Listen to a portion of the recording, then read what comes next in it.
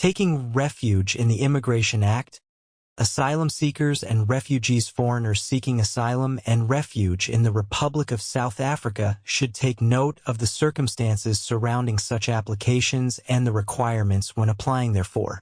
The previous blanket ban on asylum seekers has recently been set aside in the matter of Ahmed and Others v. Minister of Home Affairs and another.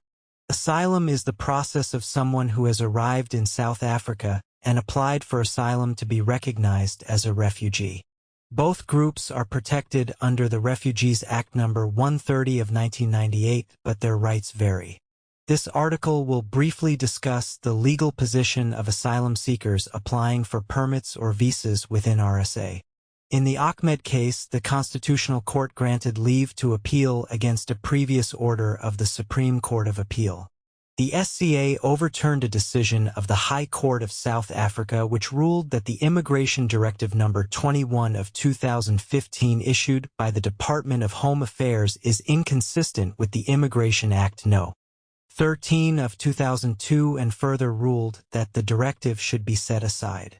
In terms of the directive, the DoHA was of the view that no change of condition or status should be premised on the provisions of the Immigration Act for a holder of an asylum seeker permit whose claim to asylum has not been formally recognized by the Standing Committee for Refugee Affairs. Section 27 of the Refugees Act stipulates that a refugee is entitled to apply for an immigration permit after 5 years continuous residence in RSA from the date on which he or she was granted asylum, if the SCRA certifies that he or she will remain a refugee indefinitely. The immigration permit referred to above is the permanent residence permit referred to in Section 27 of the Immigration Act, and therefore a holder of an asylum seeker permit who has not been certified by the SCRA as a refugee may not apply for temporary or permanent residence permits. The applicants in the Ahmed case made application for asylum under the Refugees Act, and such applications were denied.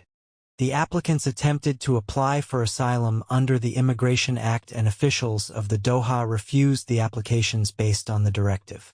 In the CC, the applicants submitted that the provisions of the Immigration Act referred to foreigners and did not expressly exclude asylum seekers.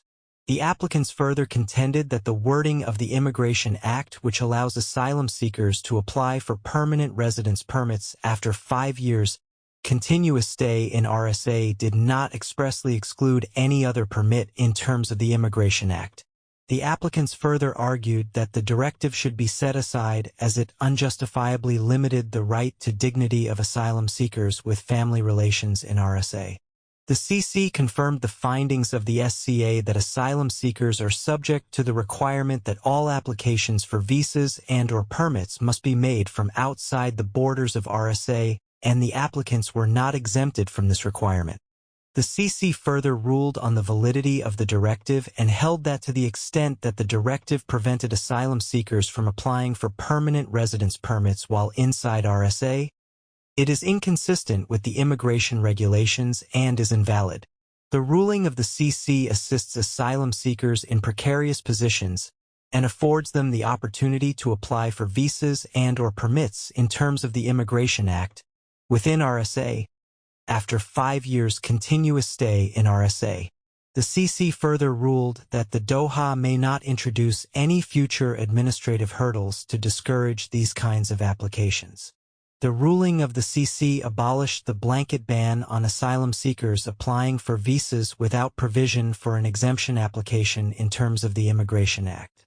The ruling of the CC confirms that asylum seekers must be allowed to apply for visas or permits under the Immigration Act, and if they subsequently meet the requirements of the Immigration Act, the visa or permit must be granted. Section 31 of the Immigration Act further allows asylum seekers to apply to the Minister of Home Affairs for an exemption from any prescribed requirement for the issuance of a visa or permit, and on this basis the blanket ban on all asylum seekers had to be set aside.